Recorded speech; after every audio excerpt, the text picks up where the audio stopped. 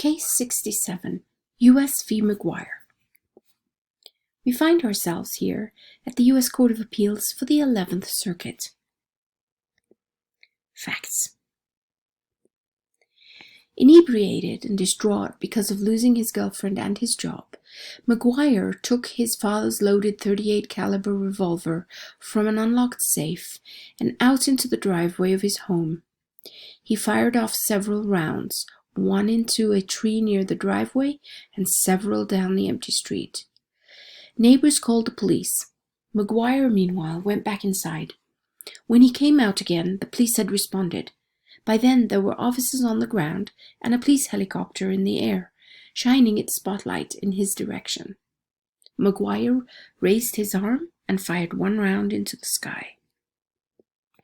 One witness testified that he saw McGuire fire directly into the spotlight and at the helicopter. Another said that he raised his arm to an 80-degree angle and fired, and yet others testified that he had surely fired into the air and in the general direction of the helicopter, but could not say whether he had fired at the helicopter or not. McGuire's story at trial was that after having abandoned his thoughts of suicide, he merely came back outside to empty the gun of its final bullet, as he had intended when firing into the empty night before. He had fired the bullet off randomly without meaning to hit the helicopter or even knowing it was there. That was not the same story he told when he was arrested, however. Then he said that he had been inside sleeping and had heard nothing and had never fired a gun at all. Other witnesses had also undermined the suggestion that McGuire could somehow have failed to appreciate the helicopter's presence at the time that he fired, attesting to the loud noise and vibrant spotlight it produced. In closing, McGuire told the jury that there was just one issue, and that was whether he had intentionally, willfully, and knowingly shot at the sheriff's office helicopter. Evidently believing that he had, the jury found McGuire guilty on count 1. Attempting to wreck, damage, or destroy an aircraft in the special aircraft jurisdiction of the U.S. It also found that McGuire had used or possessed a firearm in connection with that crime, which the judge determined to be a crime of violence. Then McGuire appealed, which is the decision discussed here. Issue: whether there was sufficient evidence to convict McGuire of attempting to damage or disable an aircraft in flight under 18 U.S. Code 32, and whether this is categorically a crime of violence.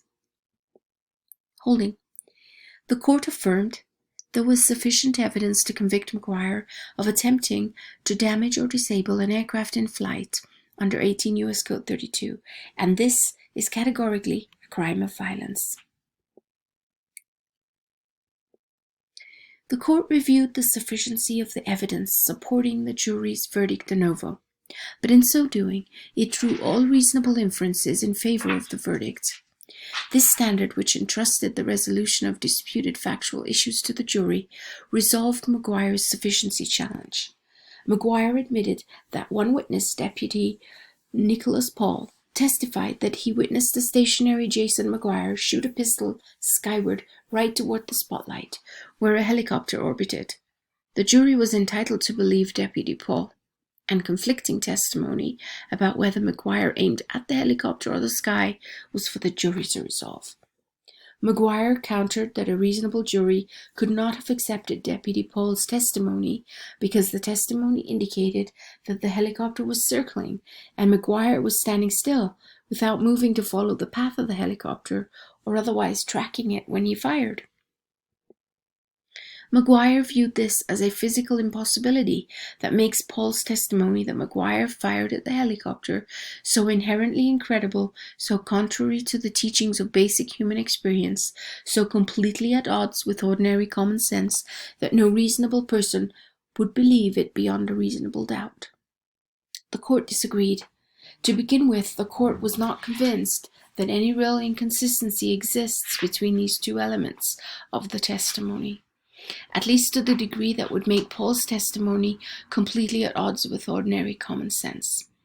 The court noted that any person who had ever hunted anything, even electronic ducks, knows that a person can fire a round quickly in the direction of a moving object without tracking it first.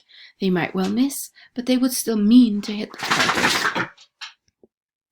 More importantly, the court reasoned, such evidentiary points were classic jury arguments about McGuire's likely intentions, not a reason to disregard the jury's determination of his intent.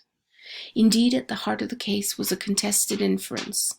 McGuire offered no reason to infer from his body position that he meant only to empty his gun of its final bullet. The prosecution offered reasons to infer from his firing into the sky, where a police helicopter circled, that he meant to hit the police helicopter. As such, the court was required to draw every inference in favor of the jury's verdict, however, and some evidence clearly supported the prosecution's theory.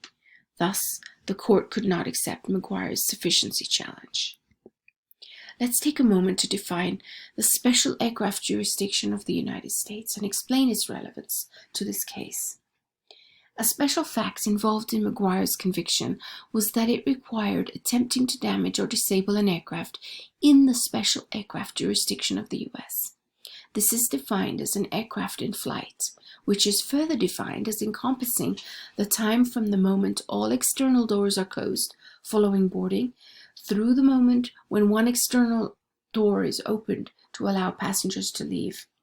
In other words, McGuire was necessarily convicted of attempting to damage or disable an aircraft that was either flying or else ready to take off or arriving at a destination with people on board.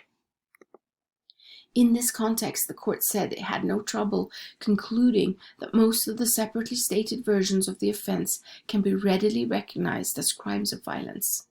Attempting to set fire to, damage, destroy, or wreck an aircraft with people on board is unmistakably violent.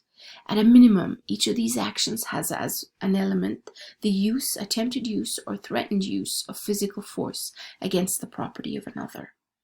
Because each necessarily involves the attempted or threatened destruction of very sensitive property and quite probably lives as well, they are crimes of violence and properly accounted predicates for the firearms enhancement under 924.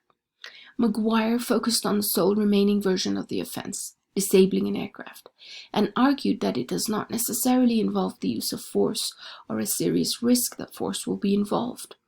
This argument misses twice, the court said. First, attempting to disable an aircraft while people are on board is itself an act of force in the meaningful sense. It involves an active crime done intentionally against the property of another, with extreme and manifest indifference to the owner of that property and the well-being of the passengers. 2. Attempting to disable a plane in flight or during takeoff or landing is a crime of violence for the same reason that the Supreme Court gave regarding burglary. It, by its nature, involves a substantial risk that the burglar will use force against the victim in completing the crime.